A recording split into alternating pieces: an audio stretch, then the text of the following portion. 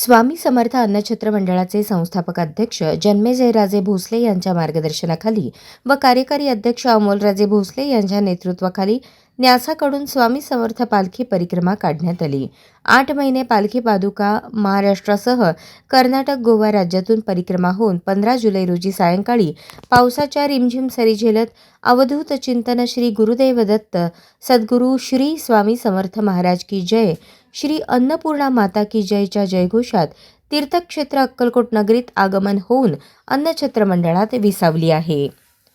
सोलापूरहून आगमन होताच श्री क्षेत्र अक्कलकोट मार्गावर असलेल्या विजयबाग पालखी विसावा येथे हर्षवर्धन राजे भोसले यांनी पालखीचे दर्शन घेऊन स्वागत केले।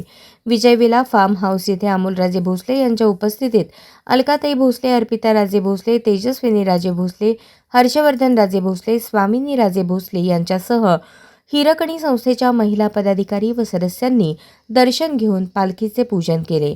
श्री क्षेत्र अक्कलकोट येथे खंडोबा मंदिर, छत्रपती शिवाजी महाराज चौक येथे पालखीचे आगमन होताच फटाक्यांची आतिषबाजी करण्यात आली। या प्रसंगी जन्मेजयराजे भोसले देवस्थानचे अध्यक्ष महेश शिंगळे, अमोलराजे भोसले, प्रथमेश शिंगळे यांच्या हस्ते समाधी मठ येथे पूजा झाली। या प्रसंगी चोळप्पा यांचे वंशज उपस्थित होते। शहरातील प्रमुख मार्गावरून मिरवणुकीने पालखी श्री वटवृक्ष स्वामी महाराज देवस्थान येथे आगमन झाल्यानंतर आरती झाली। यावेळी महेश शिंगळे, प्रथमेश शिंगळे यांच्या हस्ते जन्मेजयराजे भोसले, अमोलराजे भोसले यांचा सत्कार करण्यात आला। यावेळी उपाध्यक्ष अमय खोबरे, सचिव शामराव मोरे, खजिनदार लाला राठोड, दिलीप सिद्धे, सत्यजित जाधव, संतोष भोसले, मुन्ना राठोड, विकास मोरे, सिद्धाराम कल्याणी, मनोज निकम, अरविंद शिंदे, कांत झिपरे आदी उपस्थित होते।